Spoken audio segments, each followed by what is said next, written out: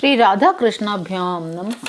भगवान श्री कृष्ण की कथाओं का आश्रय लेने वाले भक्तजनों, मैं संध्या रानी महात्मा वेद व्यास जी एवं गुरुजनों की आज्ञा से श्रीमद् भागवत महापुराण के दशम स्कंद के 12वें अध्याय को प्रारंभ करती हूँ। अध्याय 12 अघासुर का उद्धार। श्री सुखदेव जी कहते हैं, परीक्षित, एक दिन नंद नंदन श्याम सुंदर वन में ही कलेवा करने के विचार से बड़े तड़के उठ गए और शिंगी बाजे की मधुर मनोहर ध्वनि से अपने साथी ग्वाल बालों को मन की बात जनाते हुए उन्हें जगाया। बछड़ों को आगे करके वे ब्रजमंडल से निकल पड़े। सभी ग्वाल बालों ने श्री कृष्ण के अगणित बछड़ों में अपने अपने बछड़े मिला दिए और स्थान स्थान पर बालोचित खेल खेलते हुए विचरने लगे। यद्यपि सबके सब ग्वाल बाल कांच, घुंघूची, मणि, सुवर्ण के गहने पहने हुए थे, फिर भी उन्होंने वृंदावन के लाल, पीले, हरे फलों से, नई नई कोंपलों से, गुच्छों से, रंग बिरंगे फूलों, मोर पंखों से तथा गेरू आदि रंगीन धातुओं से अपने को सजा लिया। यदि श्याम सुंदर श्री कृष्ण वन की शोभा देखने के लिए कुछ आगे बढ़ जाते तो पहले मैं छूंगा, इस प्रकार आपस में होड़ लगाकर सबके सब उनकी ओर दौड़ पड़ते और उन्हें छू छू कर आनंद मग्न हो जाते। कोई बांसुरी बजा रहा है, कोई सिंगी फूंक रहा है, कोई कोई भौरों के साथ गुनगुना रहे हैं, तो बहुत से कोयलों के स्वर में स्वर मिलाकर कुहू कुहू कर रहे हैं। कोई कोई बंदरों की पूंछ पकड़कर खींच रहे हैं, तो दूसरे उनके साथ इस पेड़ से उस पेड़ पर चढ़ रहे हैं। कोई कोई उनके साथ मुंह बना रहे हैं, तो दूसरे उनके साथ एक डाल से दूसरी डाल पर छलांगे लगा रहे हैं। कोई पानी में अपनी परछाई देखकर हंसी कर रहे हैं, तो दूसरे अपने शब्द की प्रतिध्वनि को ही बुरा भला कह रहे हैं। भगवान श्री कृष्ण ज्ञानी संतों के लिए स्वयं ब्रह्मानंद के मूर्तिमान अनुभव हैं। दास्य भाव से युक्त भक्तों के लिए वे उनके आराध्य देव परम ऐश्वर्यशाली परमेश्वर हैं। माया मोहित विषय गंधों के लिए वे केवल एक मनुष्य बालक हैं।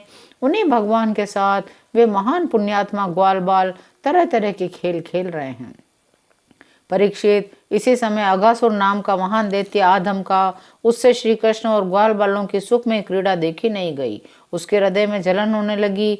वह इतना भयंकर था कि अमृत पान करके अमर हुए देवता भी उससे अपने जीवन की रक्षा करने के लिए चिंतित रहा करते थे और इस बात की बाट देखते रहते थे कि किसी प्रकार से इसकी मृत्यु का अवसर आ जाए।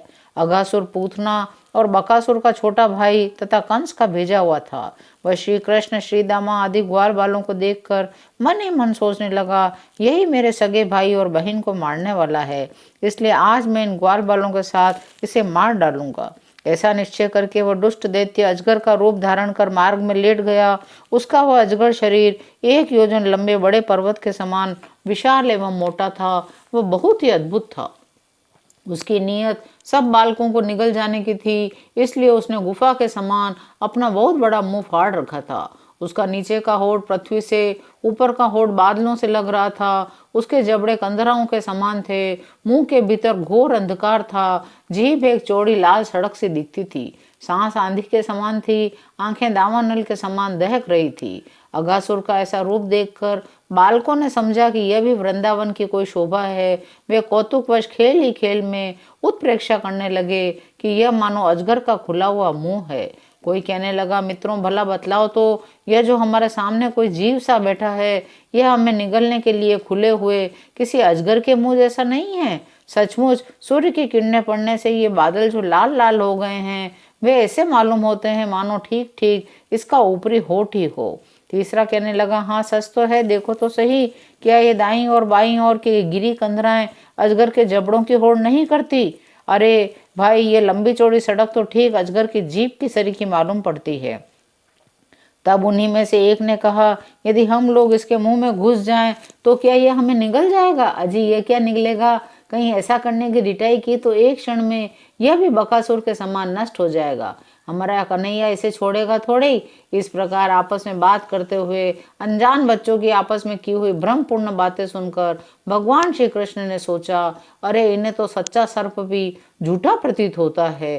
परीक्षित, भगवान श्री कृष्ण जान गए यह राक्षस है, भला उनसे क्या छिपा रहता।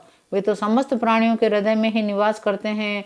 अब उन्होंने यह निश्चय किया, अपने सखा ग्वाल बालों को उसके मुंह में जाने से बचा लें। भगवान इस प्रकार सोच ही रहे थे कि सब के सब ग्वाल बाल बछड़ों के साथ उस असुर के पेट में चले गए। अघासुर ने अभी उन्हें निगला नहीं था इसका कारण यह था कि अघासुर अपने भाई बकासुर और बहन पूतना के वध की याद करके इस बात की बात देख रहा था कि उनको मारने वाला श्री कृष्ण मुंह में आ जाए, तब सबको एक साथ ही निगल जाऊं। भगवान श्री कृष्ण सबको अभय देने वाले हैं।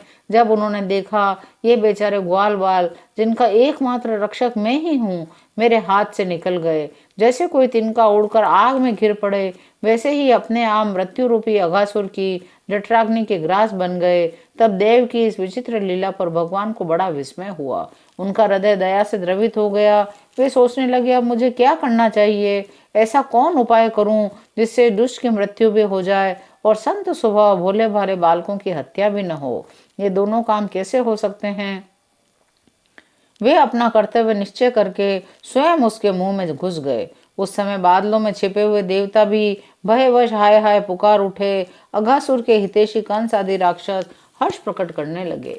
अघासुर बछड़ों और ग्वाल बालों के सहित भगवान श्री कृष्ण को अपनी डाढ़ों से चबाकर चूर चूर कर डालना चाहता था, परंतु उसी समय अविनाशी श्री कृष्ण ने देवताओं की हाय हाय सुनकर उसके गले में अपने शरीर को बड़ी फुर्ती से बढ़ा लिया।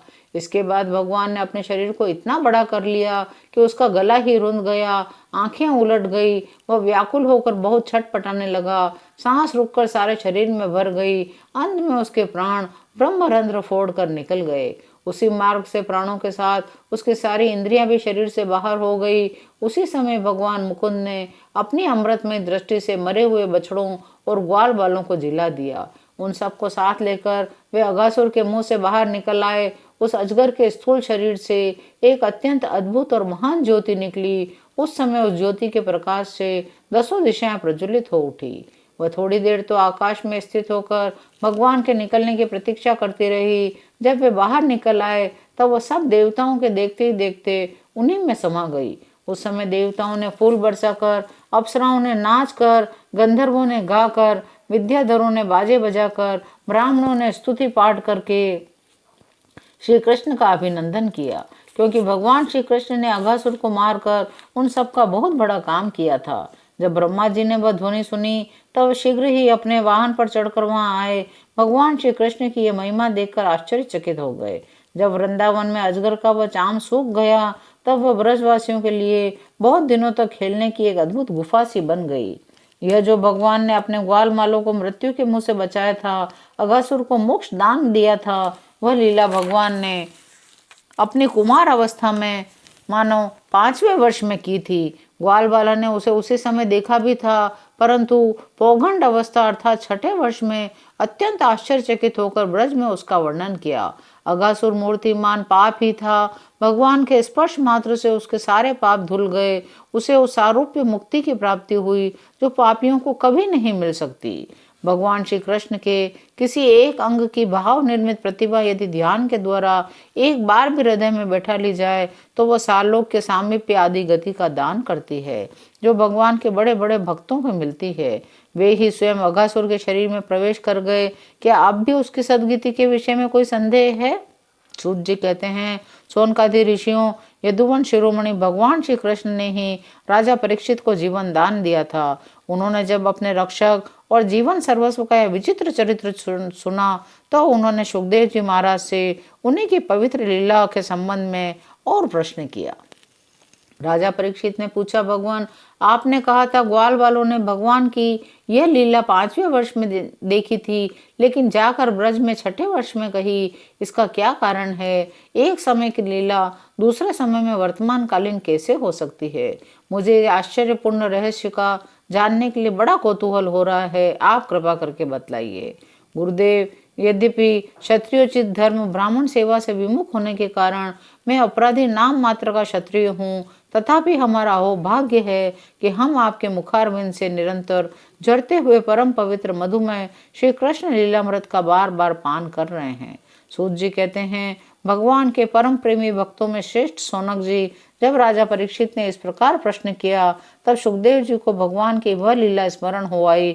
उनकी समस्त इंद्रियां तथा अंतःकरण विवश होकर भगवान की नित्य लीला में खींच गए। कुछ समय के बाद धीरे धीरे श्रम और कष्ट से उन्हें बाह ज्ञान हुआ। तब वे परीक्षित से भगवान की लीला का वर्णन करने लगे। 12वां अध्याय यहीं विराम लेता है। शेष अगले अंकों में। जय श्री कृष्ण।